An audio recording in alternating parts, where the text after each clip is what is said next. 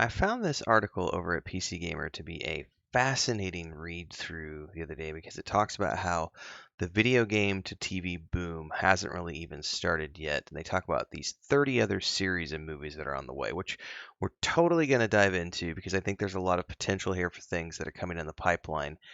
But before we get to that point, I do just want to talk about like looking at what The Last of Us did for TV adaptations or film adaptations of video games because we have seen video game franchises over the years that range from good to bad to somewhere in between.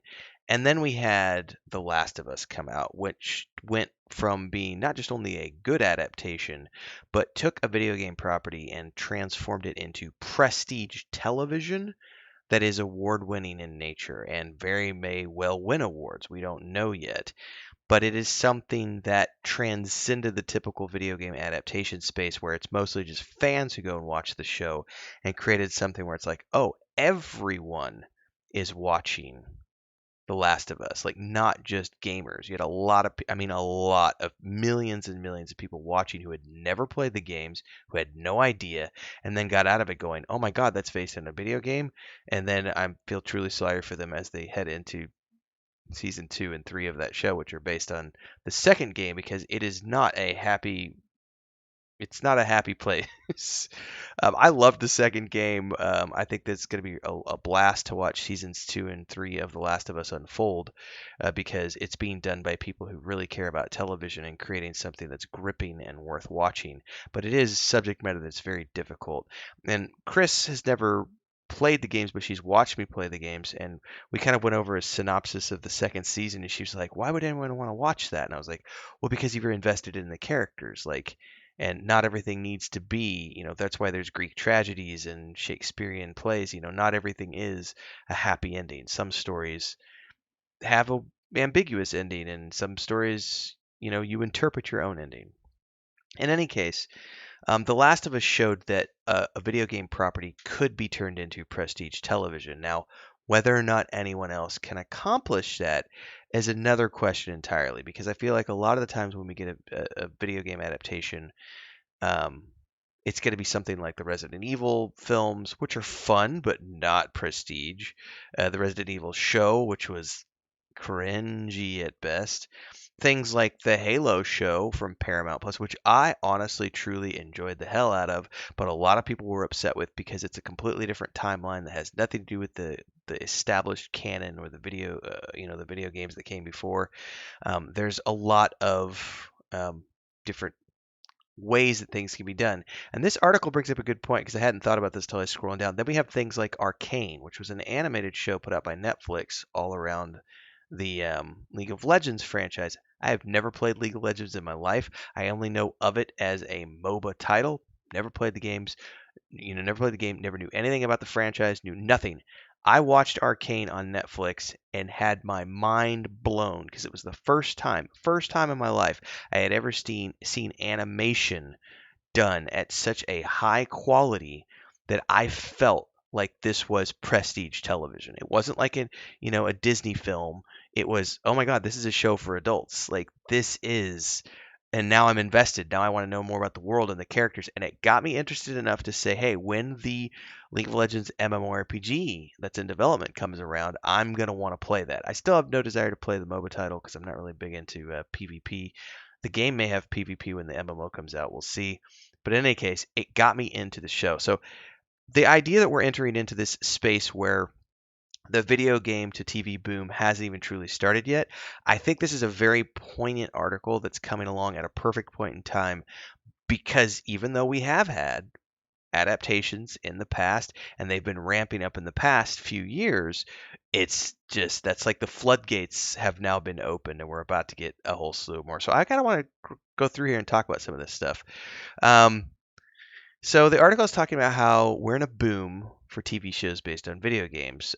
There's the Witcher show, which is great, by the way, but also has created some controversy among some people because not everyone agrees that it's a good adaptation. It's kind of like the HBO, excuse me, it's kind of like the Paramount Plus thing with Halo. Not everyone agrees with where the The Witcher has gone. It says here we're about to drown in game to TV and film adaptations. It says there are so many on the way that you've probably forgotten at least half of the ones that have been announced because I did. Every time I thought the list was finished, I turned around and found another and found John Wick writer Derek Colson's name listed as the director for yet another. Most of these are still out on the far out on the horizon, including one based on PlayStation's Horizons games, while the other ones like the Fallout TV show and Twisted Metal are already farther along in production. In the Fallout's case, we've already seen snapshots from the case, which is going to be coming up on Amazon. So I need to fix the lighting with my green screen. Sorry about that, guys. It is what it is. I don't have professional lighting, and I set this up rapidly because of the cats. So I hope you roll with it. Anyway, obviously the most recent one coming out is going to be Amazon's Studios Fallout, which is being put together by Jonathan Nolan as executive producer with director Geneva Robertson Dworet and Graham Wagner as showrunners. We've already seen some set photos, some set videos. We've got a good cast, including Walton Goggins, who I absolutely freaking love. So there's going to be. I'm personally going to enjoy the Fallout show. I don't care if it follows I don't care if it follows the game lore. I know some people are like, if it's not exactly as the game, I don't want to watch it, which was the Halo issue. A lot of people didn't like Halo. I loved the Halo show, but I divested myself from that and said I knew it was different than the game and I wasn't going to go into it with any sort of blockage in my mind. Same way I approached Rings of Power, which was a little trickier, but even though I did rant about Rings of Power quite a bit, I fully separated myself out and was able to get enjoyment out of it as a fan of television along with my wife, who's never read the books, while the other part of me, which heavily critiqued, because I did two reviews for Rings of Power. I did the fan review as a fan of Tolkien, and I did the unbiased fantasy person review. And that person got some enjoyment out of the show, while the Tolkien fan was like, eh. So, I can watch shows and divest myself of that fan thing. Not everyone has that switch that allows them to do that. So I get it. But I'm going to enjoy Fallout no matter what happens. Twisted Metal, I know nothing about the franchise other than the name of it. It's being put together by Sony Pictures and Universal for Peacock. Anthony Mackie from Winter Soldiers starring. You've also got Will Arnett, Mark Foreman, and Cobra Kai writer Michael Jonathan Smith. First season already filmed, wrapped in 2022 of August.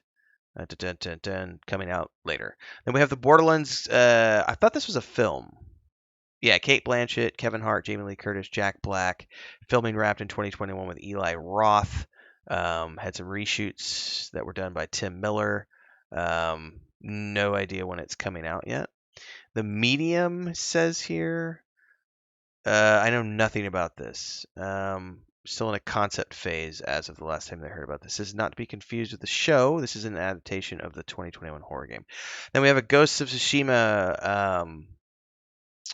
This is Sony Pictures with Takashi Dosher as scriptwriter and Chad Stileski from John Wick as the director. Which already, if you've got Chad on board as the director, this one's gonna get views, and it's gonna be heavily based in action sequences. Production has not started yet.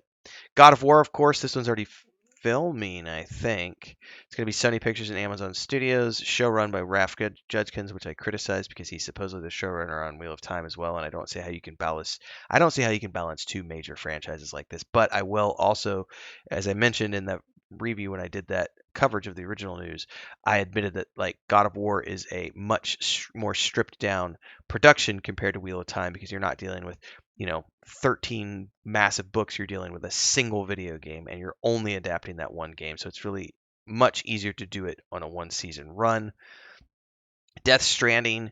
This is Kojima Productions with Hammerstone Studios. Announced in December 22, but it's on the way. We got a Return to Silent Hill, The Horizon Zero Dawn, another Hitman movie.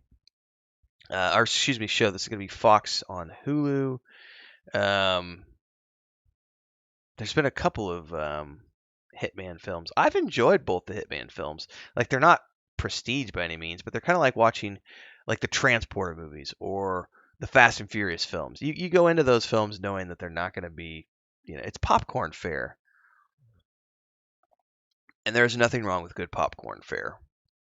Plague's Tale: Innocence, put together by Focus Entertainment and Merlin Productions, announced in 22, but nothing else. We got Henry Cavill's Warhammer production that was announced, but nothing else is known about it at this time. We got an Alan Wake production coming along from AMC, which is going to be very interesting because AMC has done some good stuff over the years with like The Walking Dead. Um, yeah. It says, but wait, there's more. There's also a whole list of things here that have been announced, but no real details yet here, and that's what they make sure to point out in this article: Assassin's Creed, Far Cry, Splinter Cell, PUBG, Gran Turismo, Five Nights at Freddy's, Metal Gear, Dead by Daylight, Duke Nukem, Saints Row, Firewatch, Just Cause, Portal, Yakuza, Destiny, Ark Survival Evolved, Mass Effect. Out of all of those, the Mass Effect series I would nerd out over that. I would also be treating that like the Fallout or Halo stuff. I do not give a shit if they follow the games. I would just be happy to see something on the screen. I'm not going to get bogged down in the, oh my god, they should have cast this person as this, and they should have done this to the story and that, and that's not the way it happened in the game. I'm not going to do that. I'm just going to be like, oh my god, a Mass Effect show. Fuck yeah. Looking at the rest of that list, Destiny would be a lot of fun. It says Sony expressed interest in adaptations after buying Bungie, but nothing's been concretely announced. Man, I feel like the Destiny stuff could be done really well. Could be a lot of fun. Uh, didn't we see a Far Cry film from what's that horrible German director? I don't even remember his name now. Wasn't there a Far Cry movie? It was bad. I remember that. Pretty sure there was a Far Cry movie, and it was bad. Splinter Cell, it says Ubisoft mentioned an animated series. Um, I like the Splinter Cell games with Michael Ironside doing the voice of Sam Fisher. Those games, I remember playing a lot of those with my uncle and my cousins when those were first coming out. Those were great games, and just Michael Ironside is a great voice actor. He's a great actor in general, but those games had great voice acting. An Assassin's Creed live action Netflix show. I liked the film. Like Chris and I watched the film. We've seen it 3 times. Like it's not a bad movie. It's not exactly true to the game, but who cares? Like it's a fun film with Michael Fassbender. Like that's the thing with me. I'm easy to please. So when I see a list like this talking about all of these film productions coming up, you don't have to do a lot to make me happy. I'm really easy to please. I am a cheap date when it comes to TV and film based on video games. So with that being no further context needed. Like, subscribe, hit the bell icon, support if you can, please. I get to do this full time because of the support of the community members, and maybe one of these days when I make enough money, I'll get a better green screen setup. But in the meantime, if you want to make that happen, support. Memberships here on YouTube start at $3 a month. We do private videos, polls, and things for our fans. You can do super chats on uploads, super chats on live streams, super thanks on uploads and the shorts. We have a Patreon page, there's a Discord, all sorts of fun stuff. Yeah, see everybody in the next one. Let me know which one of these you're really excited about. Until then, stay safe.